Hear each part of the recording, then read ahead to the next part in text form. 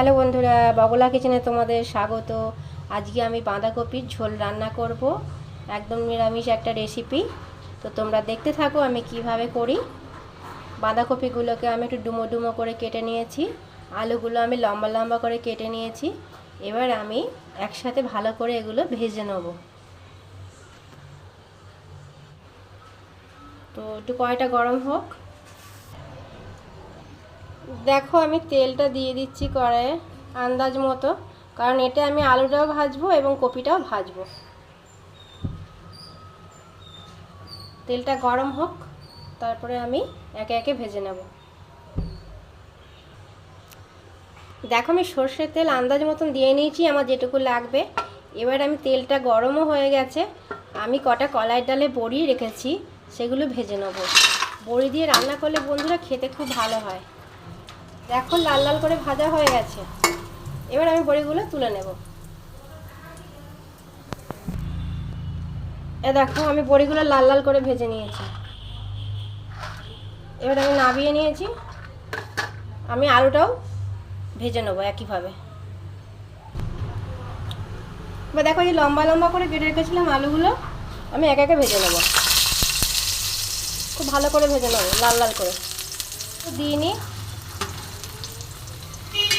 এবার আমি একটু লবণ হলুদ দিয়ে দেবো, অল্প করে একটু হলুদ আর একটু লবণ আমি হাতে করে দিলাম।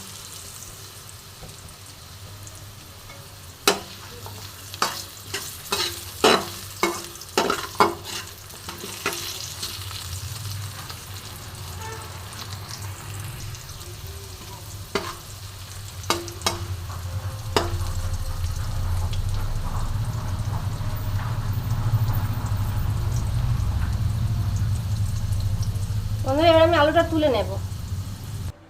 তো দেখো আমার দেখো আলুটা আমি ভেজে তুলে নিয়েছি। এবার আমি কপিটা ভাজবো, বাঁধাকপিটা, সেই জন্য আমাকে তেল আরেকটু দিতে হবে। তো আরেকটু সর্ষের তেল আমি এতে অ্যাড করে নিচ্ছি। আরেকটু আমি তেল অ্যাড করে দিলাম, কারণ কপিটা যেহেতু আমি একটু ডুমো ডুমো করে কেটেছি, সেই জন্য আমাকে তেলটা একটু বেশি দিতে হবে ভালো করে ভাজার জন্য। তো আমি কপিটা তাহলে এবার ভেজে নিই,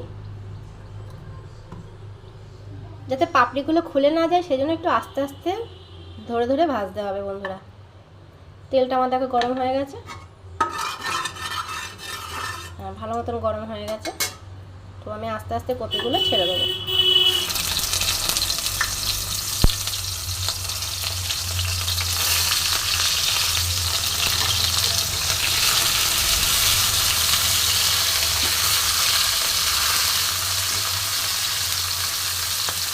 এই ডুমো ডুমো করেই কাটবে, তবে তোমরা তোমাদের পছন্দ মতন চৌকোভাবেও কাটতে পারো। আমি একটু লম্বা লম্বা করে কেটেছি। তো দেখো আমি একটু ভালো করে ভেজে নেবো, দু পিঠ উল্টে পাল্টে ভেজে নেবো। হাতে করে তো লবণ হলুদ দিলাম, অল্প করে দিয়ে দিলাম।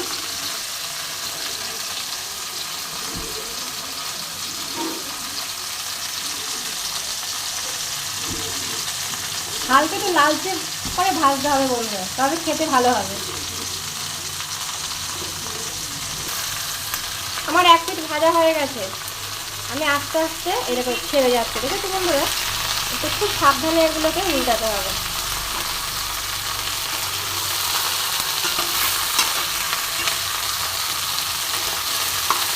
খুব সাবধানে উল্টাতে হবে। এই দেখো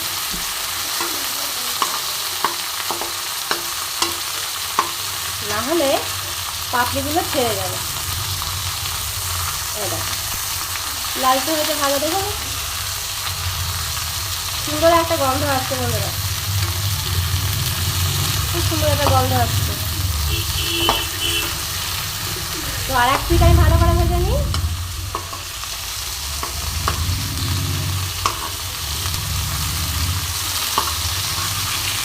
এই দেখো কি সুন্দর লালচে লালচে হয়েছে, দেখো।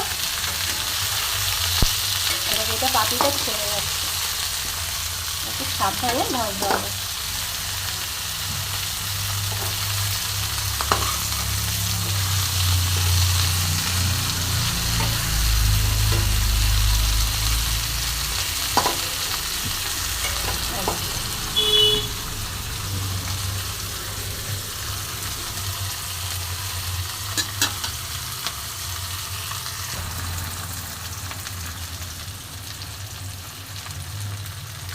ভাজা হয়ে গেছে। এবার দেখো আমি এই তেলের মধ্যে একটু 5 ফোড়ন শুকনো লঙ্কা ফোড়নে দিচ্ছি,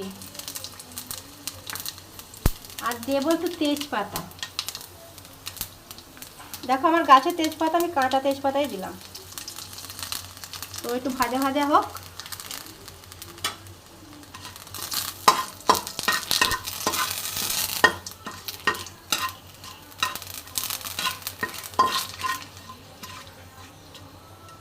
ভাজা হয়ে গেছে। দেখো বন্ধুরা, আমি একটু আদা গ্রেট করে রেখেছি, দিয়ে দিলাম।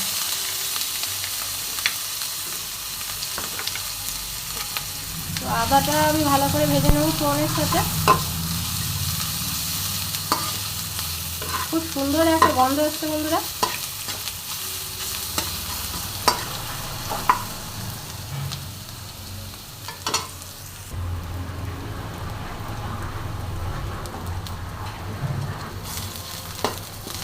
মশলাটা ভাজা ভাজা হয়ে গেছে। আমি সামান্য একটুখানি জল দেবো।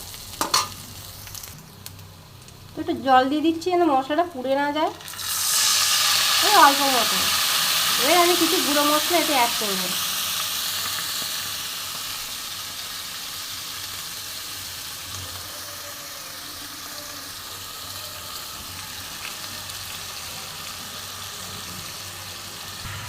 তো দেখো আমি এইখানে দেখো কিছু মশলা রেখেছি, ধনে গুঁড়ো, জিরে গুঁড়ো, লঙ্কা গুঁড়ো আর হলুদ গুঁড়ো। এই সমস্ত মশলা আমি এতে দিয়ে দিলাম। দিয়ে আমি এটা আবার একটু কষে নেবো।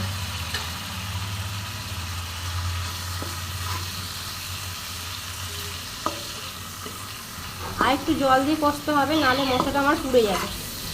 তো আমি আর একটু জল দিয়ে দিচ্ছি।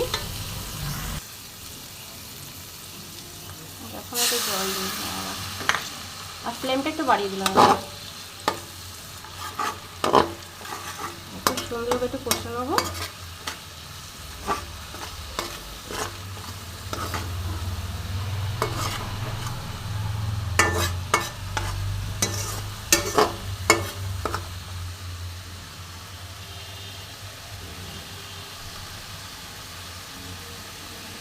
তো বন্ধুরা, মশলা কষা হয়ে গেছে। আমি এটা একটু জল দিয়ে দেবো, পরিমাণ মতো একটু বেশি করে জল দেবো, যাতে আমার কপি আর আলুটা আমার সিদ্ধ করতে হবে। সেই রকম যতটা লাগবে আন্দাজ মতন আমি জল দিয়ে দেবো একটু। দেখো একদম মশলা কষে গেছে। দেখো আমি অনেকটা জল দিয়ে দিচ্ছি, আমার যতটা প্রয়োজন ঝোলের। জলটা ফুটবে। দেখো এবার জলটা একটু ফুটবে, তারপর আমি কপি আলুটা দেবো। আমি ঢাকা দিয়ে দিয়েছি যাতে একটু তাড়াতাড়ি জলটা ফুটে ওঠে।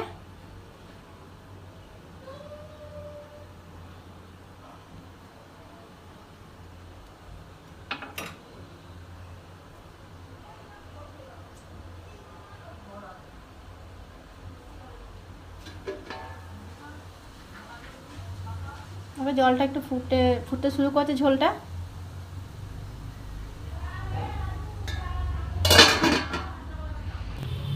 দেখো ঝোলটা ফুটতে শুরু করে দিয়েছে। আমি আন্দাজ মতো লবণ আর চিনিটা একটু দিয়ে দিলাম। এবার আমি আলু আর কপিটা দিয়ে দেবো। আস্তে আস্তে দিতে হবে। সব দিয়ে দিলাম।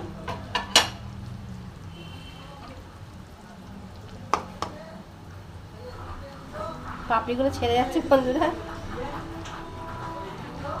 পাপড়িগুলো গোটা গোটা থাকলে দেখতে ভালো লাগে। খুব সুন্দর একটা গন্ধ বেরোচ্ছে। খুব সুন্দর একটা গন্ধ বেরোচ্ছে বন্ধুরা। এইবার এটা সিদ্ধ হয়ে গেলে তারপরে তোমাদের দেখাচ্ছি কী করবো। ফ্লেমটা আমি মাঝারি করে দিচ্ছি। মাঝারি ফ্লেমে এটা সেদ্ধ হবে। আমি একটু ঢাকা দিয়ে দিলাম। দেখো বন্ধুরা, আমার রান্না কমপ্লিট প্রায় হয়েই এসেছে। এবার আমি ভাজা বড়িগুলো দিয়ে দেবো। ভিজে রাখা বড়িগুলো আমি দিয়ে দিলাম। একটু মিশিয়ে দেবো চারপাশে। ব্যাস, আর ঢাকা দেবো না, আমার রান্না কমপ্লিট। এত সুন্দর গন্ধ বেরোচ্ছে বন্ধুরা, কি বলবো। আমরা যেরকম বাঁধাকপির তরকারি খাই, এটা কিন্তু তার থেকে সম্পূর্ণ আলাদা রকম টেস্ট হয়। তোমরা অবশ্যই একবার খেয়ে দেখো বাড়িতে। এটা আমি সম্পূর্ণ নিরামিষ করলাম। এটা আমিষও করা যায়, কিন্তু নিরামিষটাই মনে হয় বেশি ভালো লাগবে।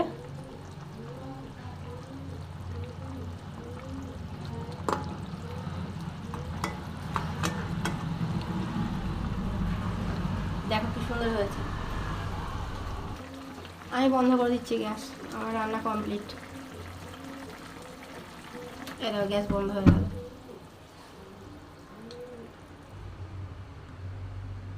দেখো কেমন দেখতে হয়েছে। খেতে কিন্তু অসাধারণ হয়। অবশ্যই একবার বন্ধুরা বাড়িতে বানিয়ে খেও। আর যদি মনে হয় রান্নাটা ভালো হয়েছে, তো আমার চ্যানেলটা লাইক করো, শেয়ার করো, আর সাবস্ক্রাইব করতে ভুলবে না বন্ধুরা। সকলে ভালো থেকো। আজ এই পর্যন্তই, দেখা হবে আবার নতুন রেসিপির সাথে।